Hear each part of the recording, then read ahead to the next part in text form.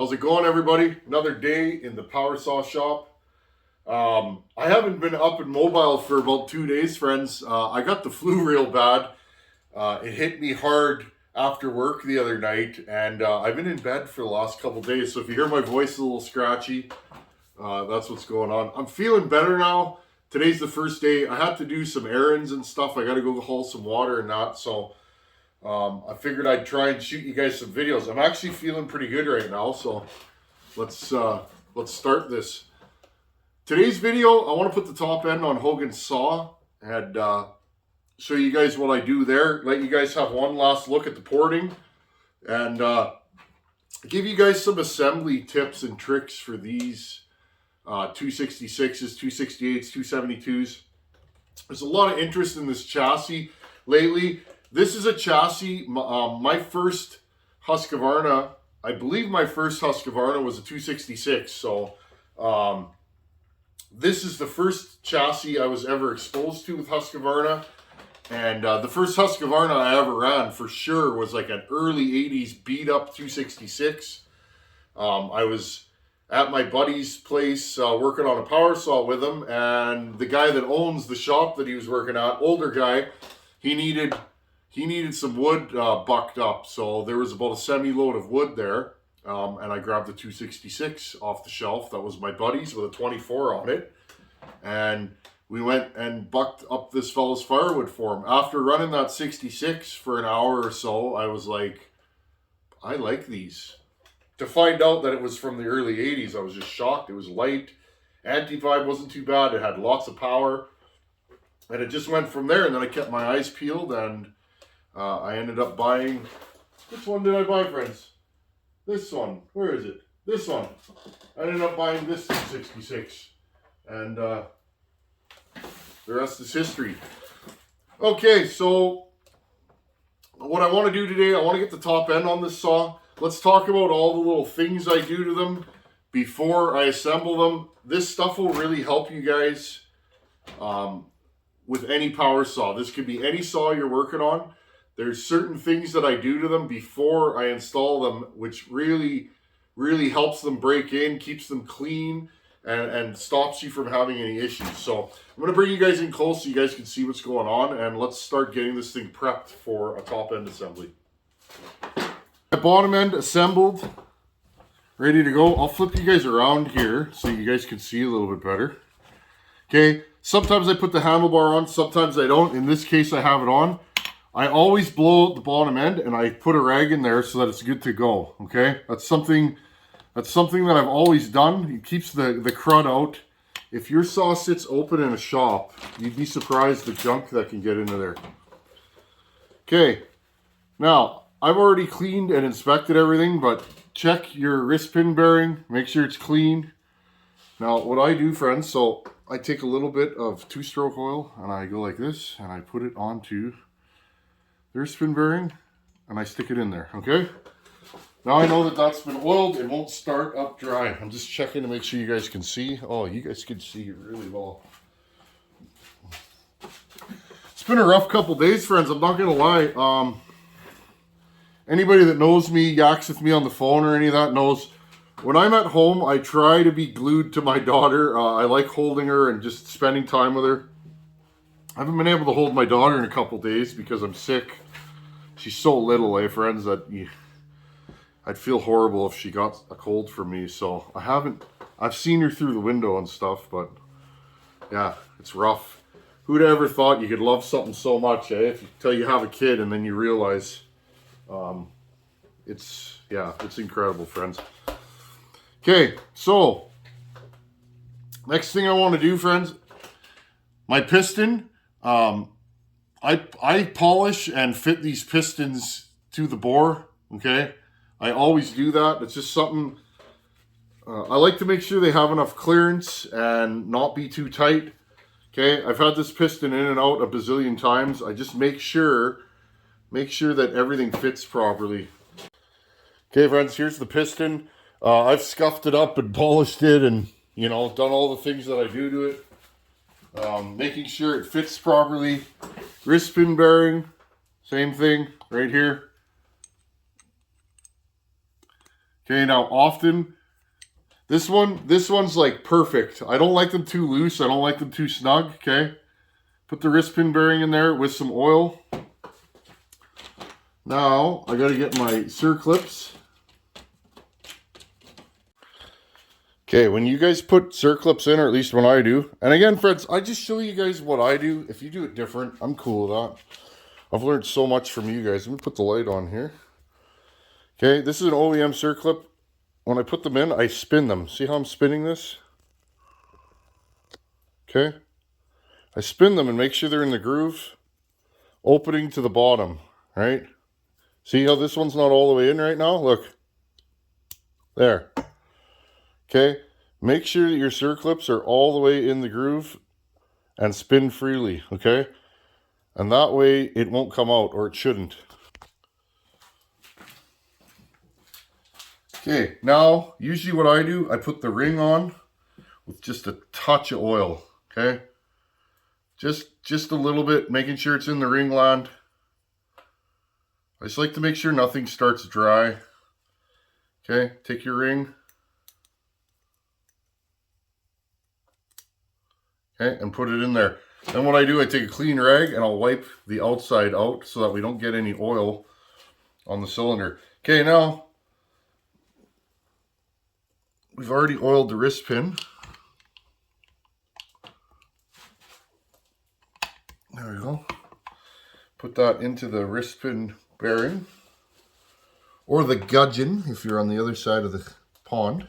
I know you guys call them gudgeons.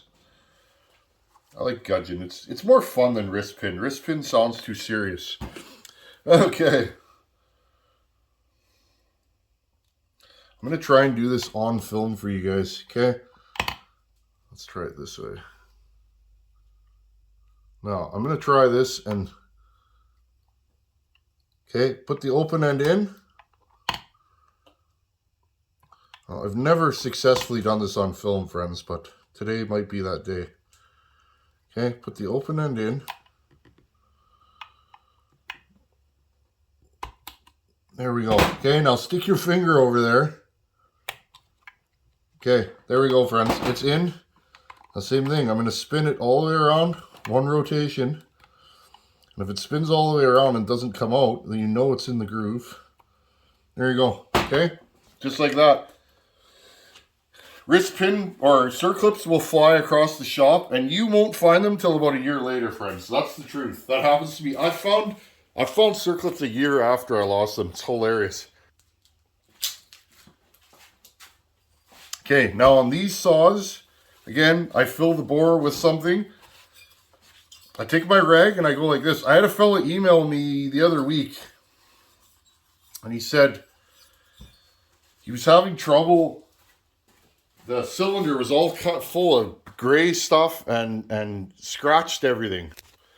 Now, for me, when I've honed cylinders, it makes that like fine paste. I hone the cylinder. I pretty much hone everything that comes out of here. It makes like a fine paste. Okay, so what I do is I take my clean cloth and I wipe it in there. See? And if it comes out clean like that, you know there's nothing in there. Okay? So, just another little tip. Now on these saws, I put the whole assembly together with this divider. Now this divider, hope you guys can see this. This divider, the part that's cut up goes on the right. Now, another tip for these things, if you're going to do machine work to these, which I have, you guys can see.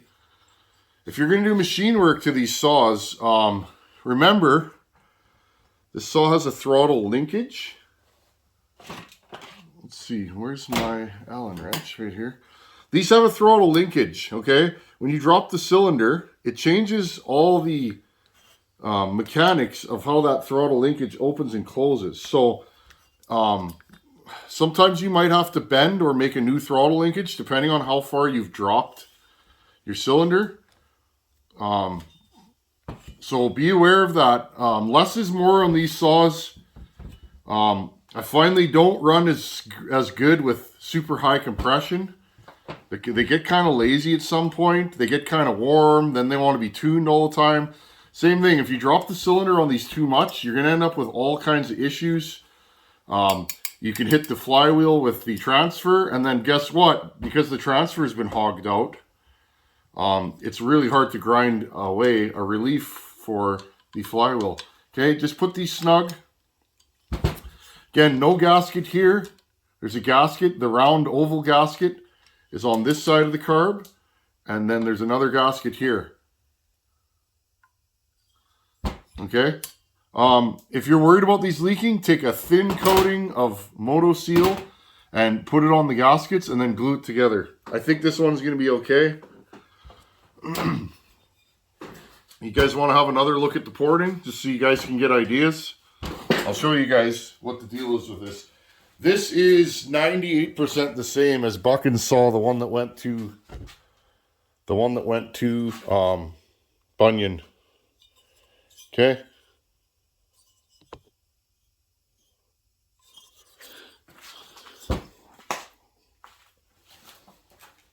Now, the difference between this saw and the one that showed up here, almost nothing, okay?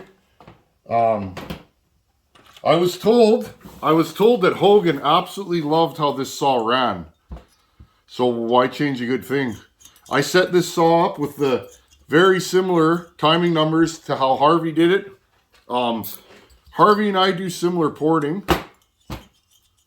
So, you know, I learned quite a bit from him back in the day, friends. He's my good buddy, and he's one of my porting senseis. So, we do very similar work. The timing is pretty much the same on the saw. Same blowdown. The only difference, friends, is I built a different carburetor for it. The intake's a little bit different, but it should run good. I'm hoping that this runs better than the one I sent Buchan, because I'm just hoping. I always try and up my game, not, you know, I'm always trying different things. So another thing I replaced is this gasket here. I can't remember. I believe that was ripped slightly. I have so many parts for these saws, friends, that I'm always getting more anytime I can. Okay, friends, I'm going to take a little break here, and then we'll put the top end on. Give my voice a rest.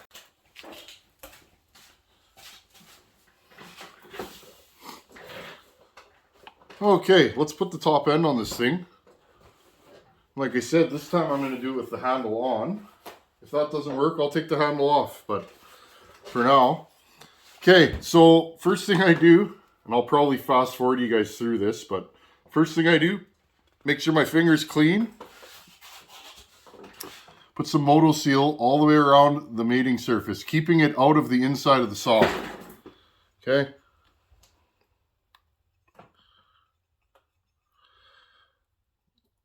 This stuff, friends, seals good. I get asked all the time, aren't you worried about it leaking? This stuff does not leak, friends. I'm sure it could, but I've been using this stuff for years. It works good.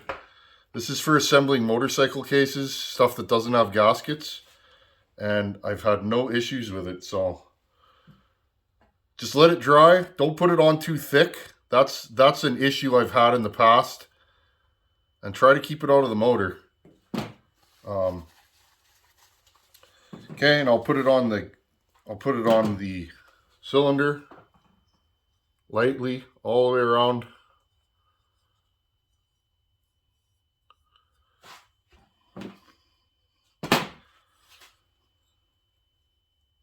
Making sure to keep it out of the impulse hole. Now, the impulse hole is not a hole in the case, so it's pretty hard. It's pretty hard to do that to these, where sometimes you put a saw together with this stuff and you'll actually clog the impulse hole with it. That's easy to spot. The saw just won't start. So another thing to keep note of. Okay. Knock my grinder down.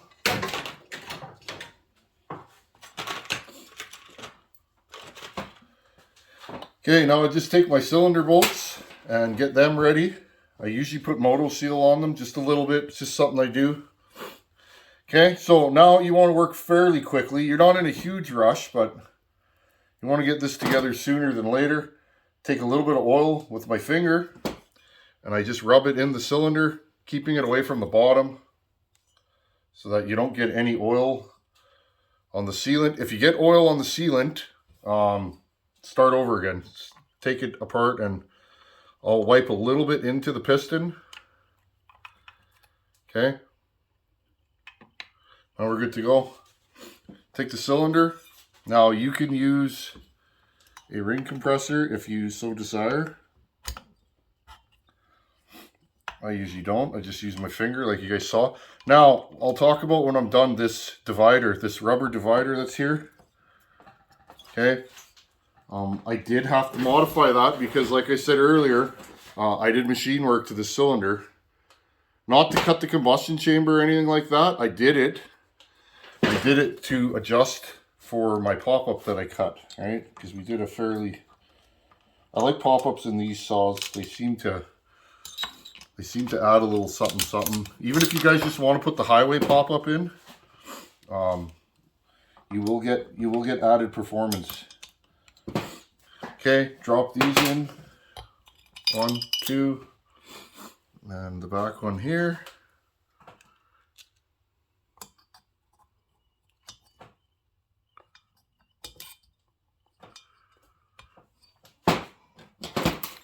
Now the thing is with this divider, it will all go together. Oh, see, and I didn't get it quite lined up. Make sure that this slips over. There you go. If this doesn't slip over, what ends up happening is you won't be able to put it in after. I mean, you can, but you'll have to take the intake off and carb. It's just easier to put it all on, for me anyways, while you're doing this.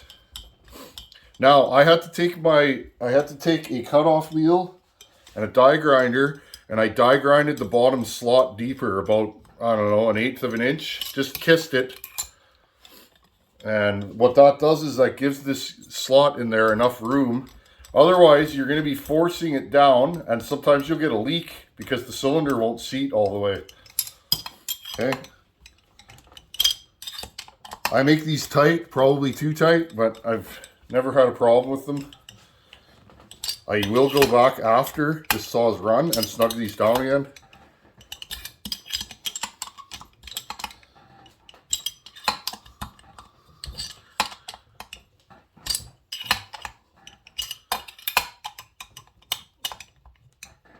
There we go. Okay, let's continue to put the other bits and pieces on. And then we got to let this thing dry. I'll spark up another video later on, friends, when this thing's dried running. Okay, so next thing I usually do is fuel line. Slip that over on the carb. Make sure your fuel line's not too long. I buy these lines and I buy these lines on eBay, I believe. They're a little too long. Sometimes you got to cut them down. Just make sure they don't kink. The symptom of that will be you'll have a saw that goes lean. Okay, now let's try this.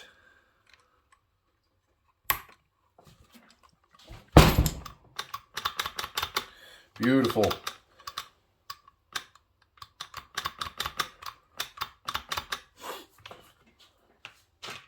Okay.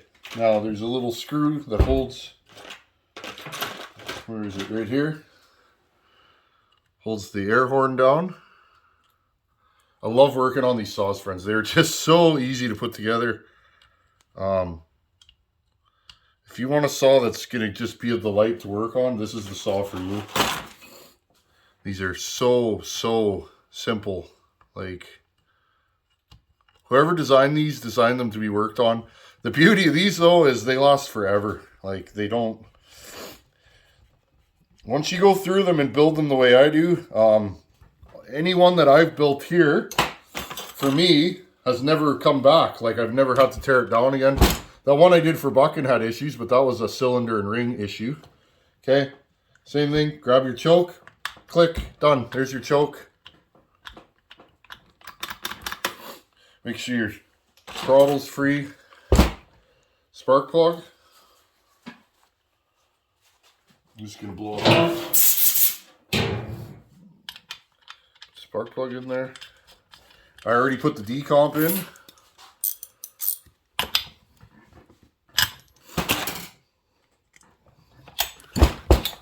Pull it over. Oh, this thing's got good compression. Guide plate. Helps if you put it the right way, friends. This way. There you go. Guide plate.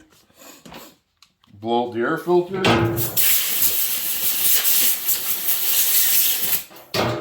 Okay, air filter.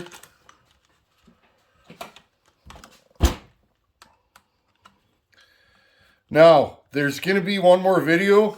I already know this. Okay, friends, I'm going to run this saw today. I'll show you guys me running it. And after we're done running it, I'll probably kind of preempt the next video. Okay, one more thing, friends. If you drop the cylinders on these, often you'll hit the air filter. Now, there's two things you can do. One, you can grind the linkage here so it doesn't catch on the air filter. Two, you can make a thicker or a double gasket that sits underneath the air filter to jack the air filter up, okay? Don't be shocked if you put this thing together, one of these together, and it doesn't want to cooperate, like the throttle's sticking. Usually it's because you're hitting the underside of your air filter. So, there's that. Now, lastly, friends, I'm just going to bolt on, and I'll show it to you. Okay, I'm just going to bolt on a stock muffler off a 272. It's what I have. I'm not going to run this muffler on the saw for very long. I'm going to get my brother to build a pipe for this. Okay, I'm going to let this thing dry, and we have a saw, friends. Let this thing dry for 3-4 hours, and I'll start it up later, and I'll shoot you guys a little video later. Okay, here's Hogans saw. I gotta fix a few little things on it. I noticed the kill switch doesn't work. And yeah.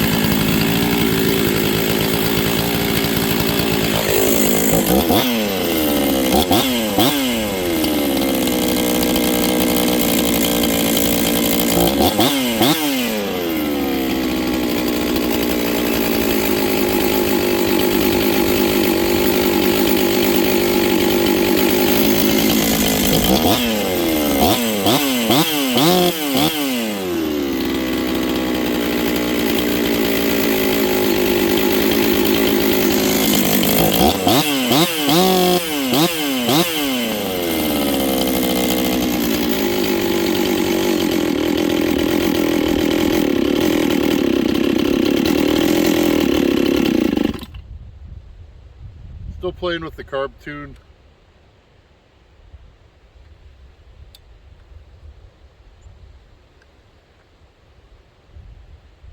There you go.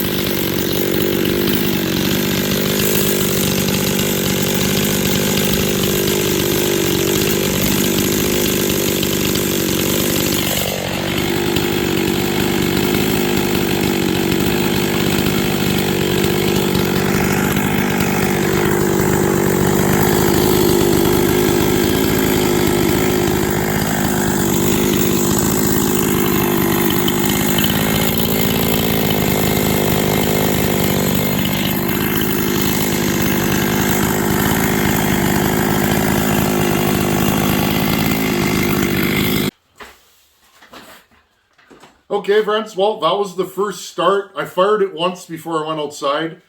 So from here, I will let the saw idle for half a tank, 3/4 a tank, flipping the throttle. You guys can hear it's a little lazy off the bottom. I haven't done my final carb settings yet, so they get better and better as you run them. So I'm not too concerned about that.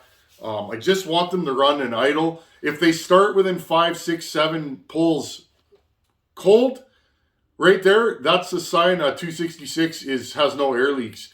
If they start more than 7 or 8 pulls, and I'm talking from fully assembled, no priming, you usually have an air leak or the carb's completely out of whack. But another thing I've noticed over the years. So anyhow, friends, in the next video, I noticed a few things I don't like about this saw. The linkage is sticking. I know what's wrong with it. So we're going to pull the carb off this saw and dig back into the carb linkage and shafts and everything. The coil wire is stripped pretty bad coming off the coil. I don't really feel like fixing it. I'll fix it at another time. I'm going to replace the coil on this saw, and the kill switch doesn't work. So this is part of the bulletproofing system that I use. And these saws take a while because when you get an old saw in, to be built to the level that I like to build them, it takes a while, friends, because you gotta take them apart, figure out what's wrong, replace all those parts, run them, and then fix anything else that might be a problem. So like I said, this is a work saw. This is going to be Hogan's daily, I hope. I hope he runs this thing every day, or when it's necessary. Sometimes the wood's going to be a little too big. He's going to pull out a bigger saw, but for day-to-day cutting, I hope this is the saw he grabs. That's my plan. Anyhow, friends, thanks for watching. Take her easy. Later.